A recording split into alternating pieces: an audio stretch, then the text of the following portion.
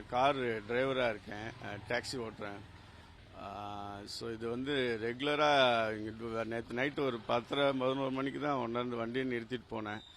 இப்போ மழை இல்லை, ஸோ வண்டி நிறுத்திட்டு போனேன். இங்கே தான் ரெகுலராக நிறுத்துறது இந்த இடத்துல.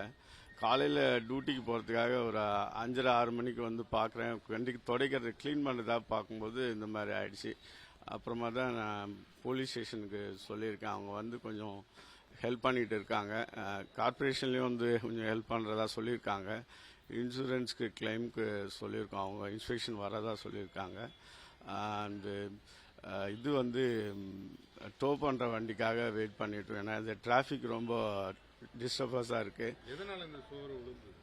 அந்த மேலே வந்து ஒரு மரம் இருந்துச்சு, அந்த மரம் மழையினால சாஞ்சதுனால அந்த மரம் வந்து சாஞ்ச உடனே செவரை இழுத்துட்டு வந்துடுச்சு. ஸோ நல்லா தான் இருந்துச்சு, கொஞ்சம் டிஸ்டன்ஸில் தான் நல்ல செவரு, ஹைட்டாக இருக்கிற செவரு தான். மரம் வந்து மேலே இருந்த மரம், செவத்துக்கு மேலே இருந்த மரம் வந்து விழுந்ததுனால அந்த வீட்டில் யாரும் ஆள் இல்லை, ரொம்ப நாளாக கூட்டி இருக்கிற வீடு.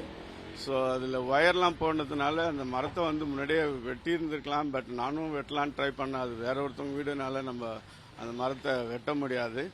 அதுக்காக வந்து கார்பரேஷனில் நம்மளுக்கு அந்த அளவுக்கு யாரையும் காண்டாக்ட் பண்ணுறது என்னான்றது தெரியல. அந்த மரம்னால தான் இப்போ செவரு கீழே விழுந்துட்டு இதாகிடுச்சு. ஸோ நான் என்ன பண்ணுறது தெரியல. ஸோ இதுக்கு இன்சூரன்ஸ் கம்பெனியும் கவர்மெண்ட்டும் கொஞ்சம் சப்போர்ட் பண்ணாக்கா. அந்த சார் கவர்மெண்ட்லேருந்து ஏதாவது எனக்கு என்ன, நான் இதை நம்பி தான் 2 பசங்களை படிக்க வச்சுட்டு இருக்கேன். நாங்கள் வாடகை வீட்டில் இருக்கோம். ஸோ இது வந்து கவர்மெண்ட் ஏதாவது காம்பன்சேஷன் கொடுத்தா, ஏன்னா இது வந்து ஒரு இப்போ 2018 ஒரு 7 வருஷம் பழைய வண்டி, இன்சூரன்ஸில் என்ன மாதிரி கிளைம் கொடுப்பாங்கன்னு தெரியல. கவர்மெண்ட்லேருந்து ஏதாவது காம்பன்சேஷன் கொடுத்தா ரொம்ப நல்லாயிருக்கும். இதுக்கு மேலே எனக்கு ஒன்றும் வேலைக்கு இது எப்போ ரெடி ஆகி இது எப்போ பண்ண போகிறோன்னு தெரியல. இதுக்கு மேலே நான் எப்படி இது பண்ணுறதுன்னு தெரியல. ஸோ அதனால் தமிழக முதலமைச்சருக்கு இது என்னுடைய தாழ்வான கோரிக்கை. ஏதாவது தமிழக அரசு மூலயமா உதவி கிடைச்சா ரொம்ப நல்லாயிருக்கும்.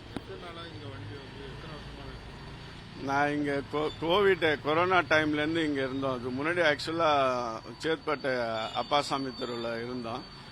பட் நான் இப்போது அங்கே கோவிட் டைமில் இங்கே வந்தோம், இந்த பக்கம் வந்தோம். இங்கே வந்து ஒரு 5-6 வருஷம் இருக்கும், இங்கே தான் இருக்கோம். ரெகுலராக அந்த இடத்துல தான் வண்டி நிறுத்துது. நான் நைட்டு லேட்டாக வருவேன், காலையில் சீக்கிரம் எடுத்துகிட்டு போயிடுவேன்.